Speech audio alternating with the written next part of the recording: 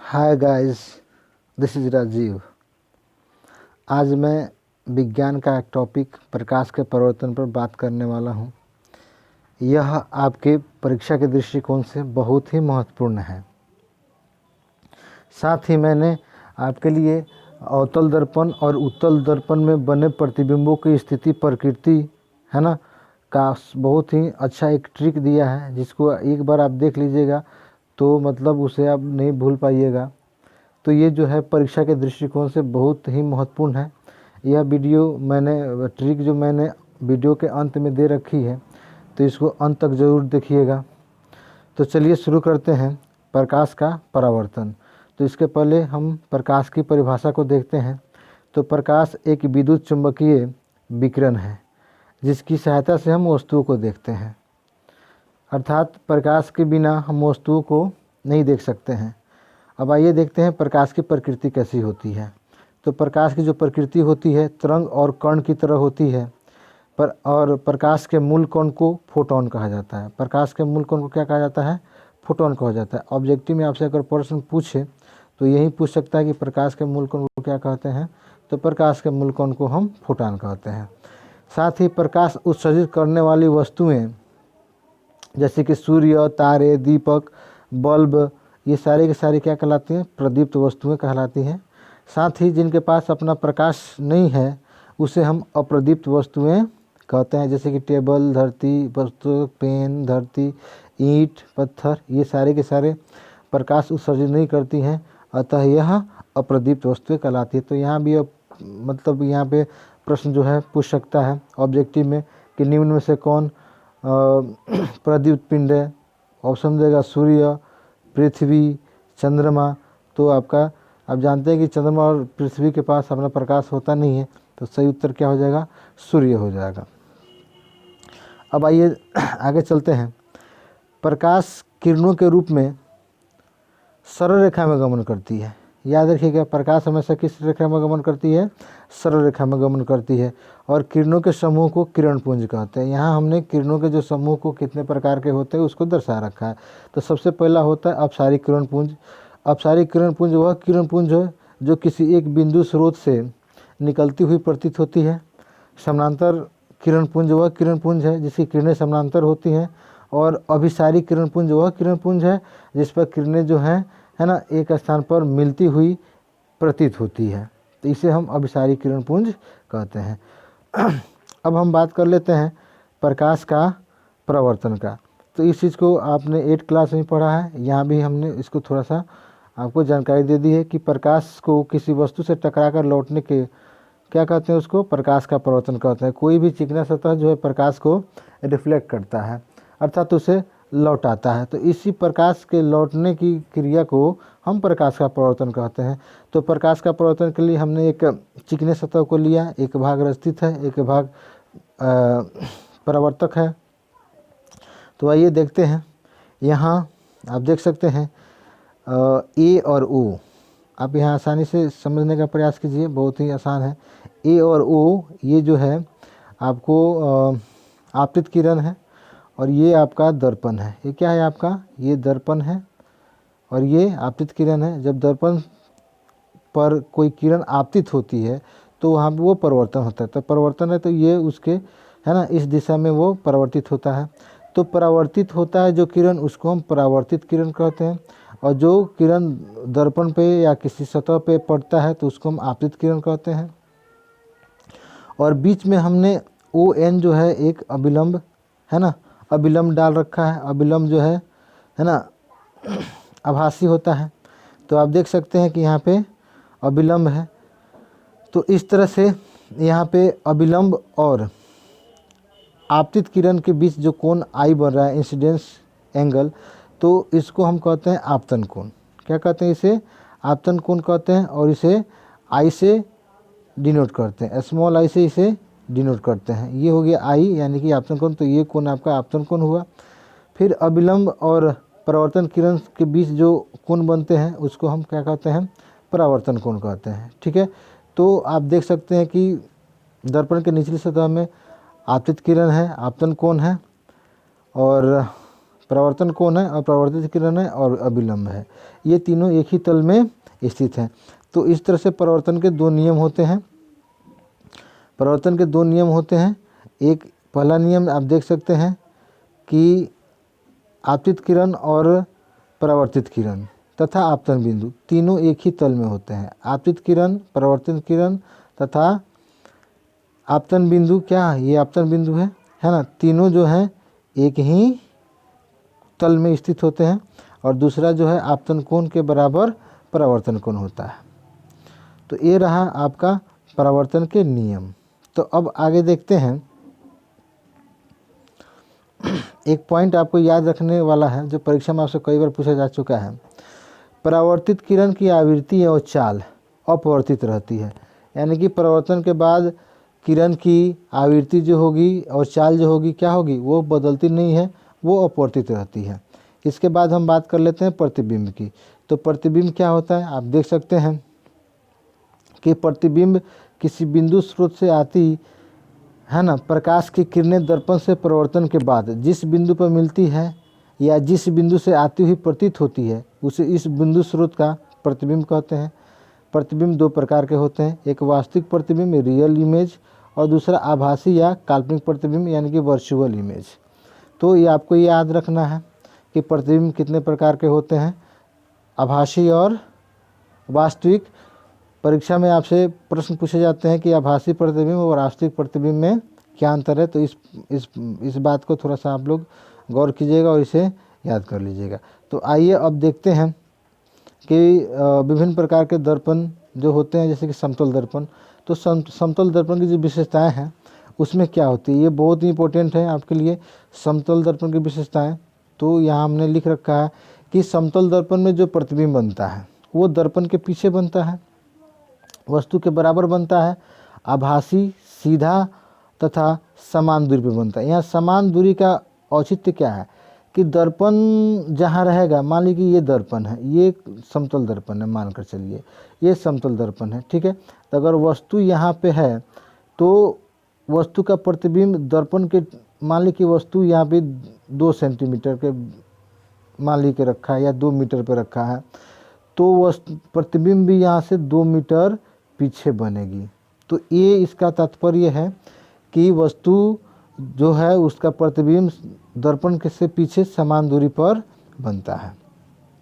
अब हम बात करते हैं गोलीय दर्पण की। तो गोलीय दर्पण ऐसे दर्पण जिसका परावर्तक सतह पृष्ठ गोलीय हो वह गोलीय दर्पण कहते हैं। इसके दो प्रकार हैं, अवतल दर्पण और उत्तल दर्पण, concave mirror and convex mirror. तो आइए देखते हैं कॉन्केव मिरर और कॉन्वेक्स मिरर के, है ना, डिफिनेशन। तो यहाँ आप देख सकते हैं चित्र में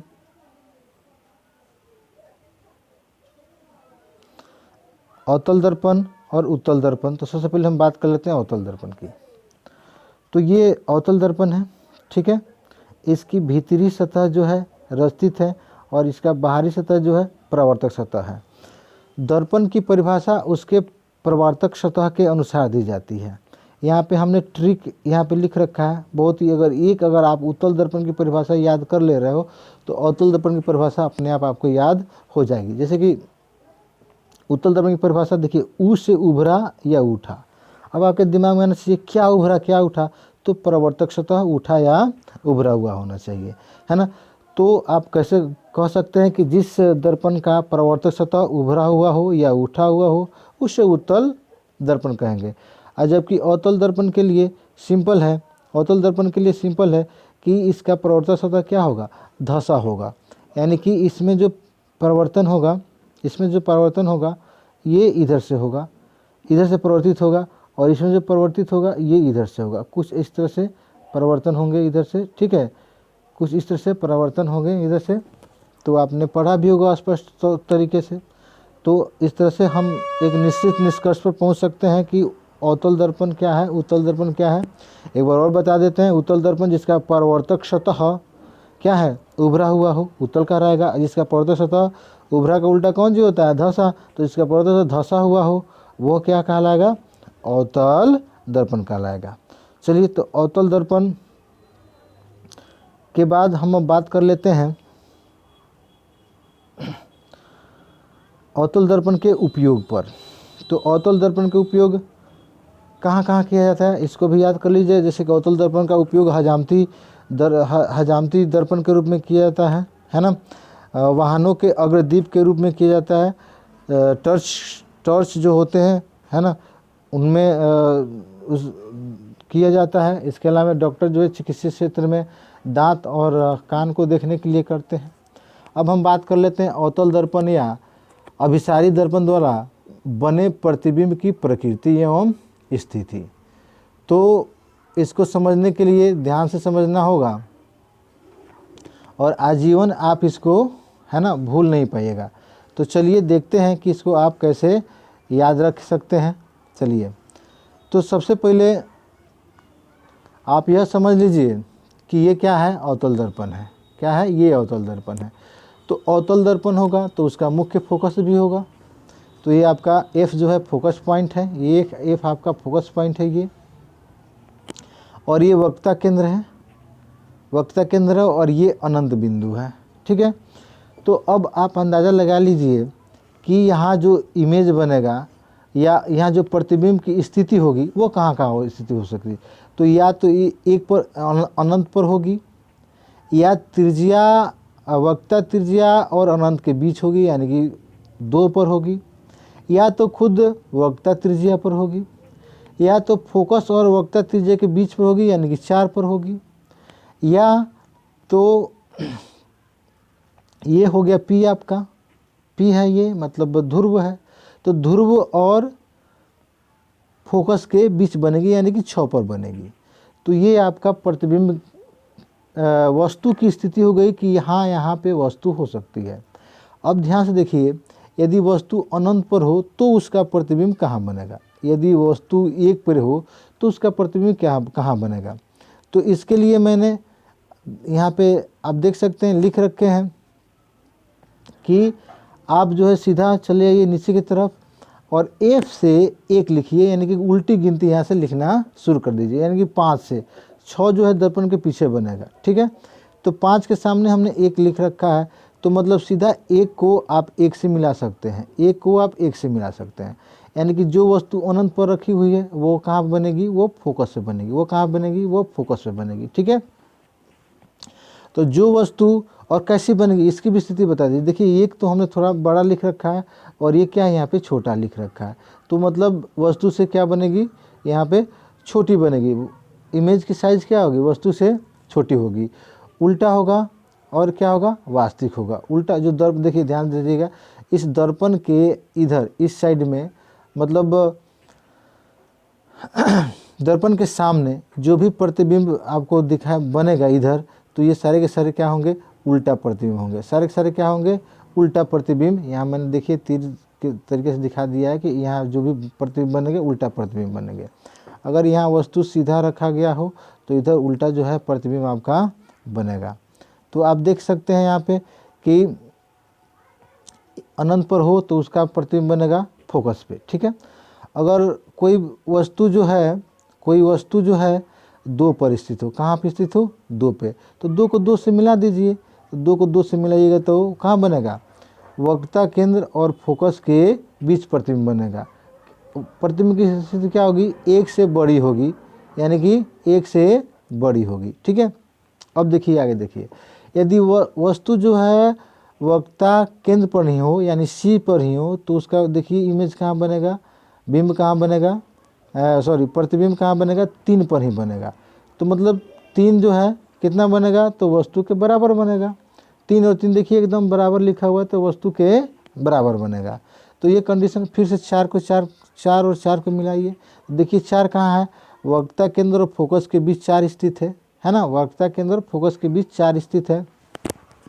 तो इसका प्रतिबिंब कहाँ बनेगा, वक्रता केंद्र और अनंत के बीच बनेगा। कैसे बनेगा, तो इससे बड़ा बनेगा। देखिए 1 2 3 4 में लिखावट बनता है, आप समझ सकते हैं कि 1 से बड़ा 2 लिखा हुआ है, 2 से बड़ा 3 लिखा हुआ है, और ऊपर देखिए तो इससे ये क्या है, ये बराबर है। तो 3 जो है वक्रता केंद्र पर बराबर बनेगा, और यहाँ पे 4 से बड़ा 4 है, तो यहाँ पे ये क्या होगा, बड़ा इमेज ये बनेगा। फिर यदि 5 को है तो 5 से 5 को मिला दीजिए, तो 5 का जो फोकस है, फोकस पे जो पॉइंट है वो बनेगा अनंत पे, जो फोकस पे वो है वो अनंत पे उसका इमेज बनेगा और बहुत बड़ा बनेगा। अब ध्यान दीजिएगा, अब हम बात कर रहे हैं नंबर 6 की। तो 6 जो है इसकी स्थिति क्या है, फोकस और ध्रुव के बीच में है। इसकी स्थिति फोकस और ध्रुव के बीच में है।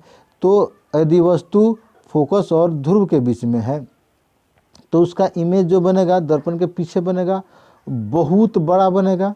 और दर्पण के पीछे भी बता दिए कि काल्पनिक बनता है या आभासी बनता है। तो ये आभासी बनेगा, तो आभासी बनेगा तो सीधा होगा। एक चीज़ आप यहाँ जान लीजिए, यदि प्रतिबिंब काल्पनिक होता है या आभासी होता है तो वो सीधा होता है। काल्पनिक होता है, आभासी होता है तो क्या होता है, सीधा होता है। और उल्टा होता है तो क्या होता है, उल्टा होता है तो वास्तविक होता, उल्टा होगा तो वास्तविक होगा। सीधा होगा तो आभासी होगा, उल्टा होगा तो वास्तविक होगा। इस बात को आप थोड़ा सा दिमाग में रखिएगा।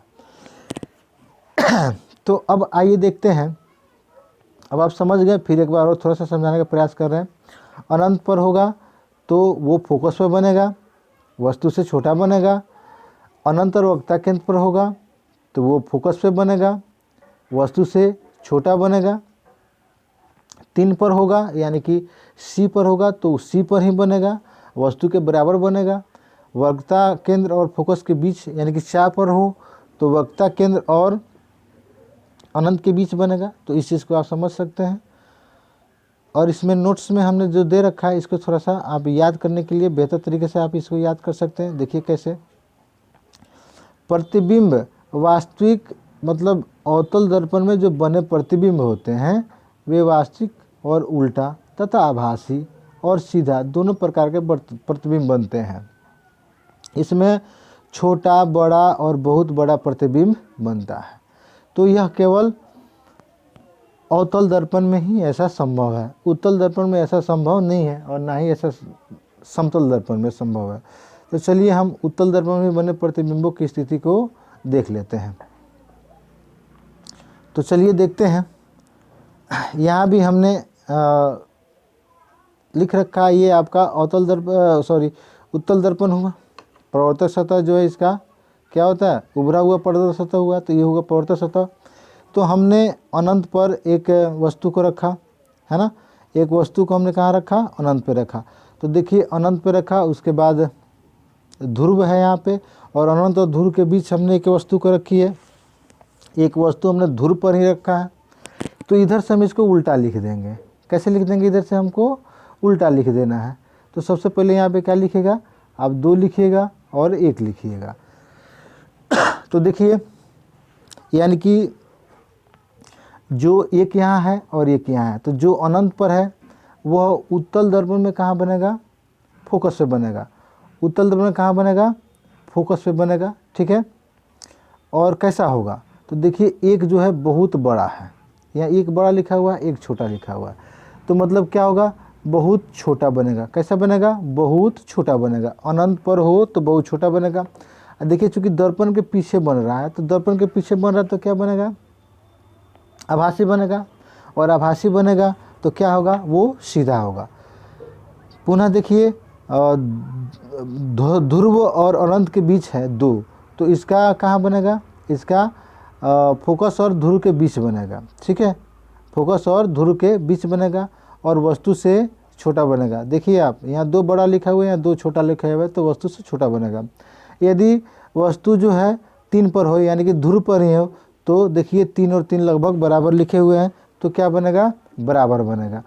तो यहाँ पे 3 कंडीशंस आपके सामने आ गए। फर्स्ट कंडीशन, यदि वस्तु अनंत पे हो, यदि वस्तु अनंत पे हो तो उसका प्रतिबिंब जो है दर्पण के पीछे मुख्य फोकस पे बनेगा, सीधा बनेगा, आभासी बनेगा और वस्तु से बहुत छोटा बनेगा। दूसरा, यदि प्रतिबिंब की स्थिति 2 नंबर पे हो यानी कि ध्रुव और अनंत के बीच में हो, तो उसका प्रतिबिंब दर्पण के पीछे और मुख्य फोकस और ध्रुव के बीच बनेगा, वस्तु से छोटा बनेगा। यदि वस्तु ध्रुव पर ही स्थित हो तो उसका प्रतिबिंब ध्रुव पर ही बनेगा और वस्तु के बराबर बनेगा। तो इससे आप निष्कर्ष निकाल सकते हैं कि उत्तल दर्पण में जो बने प्रतिबिंब होते हैं हमेशा आभासी होंगे, सीधा होंगे, दर्पण के पीछे बनेंगे, बराबर छोटा या बहुत छोटा बनेगा। यानी कि यह निष्कर्ष निकाल सकते हो कि उत्तल दर्पण में बना जो प्रतिबिंब होगा वो वस्तु से बड़ा कभी नहीं हो सकता है। ध्रुव पर एक ऐसी स्थिति है जहाँ वस्तु के बराबर प्रतिबिंब बन सकते हैं। चलिए, तो यह ट्रिक जो है हमेशा याद रखिएगा। यह हमारे आपके लिए जो है बहुत ही उपयोगी है। परीक्षा आपको देना है, तो परीक्षा देना है तो इसको याद रखिएगा, तो बहुत ही आपके लिए उपयोगी होगा। अगर मेरी वीडियो आपको अच्छी लग रही है तो इसको लाइक कीजिए, शेयर कीजिए और कमेंट ज़रूर लिखिए।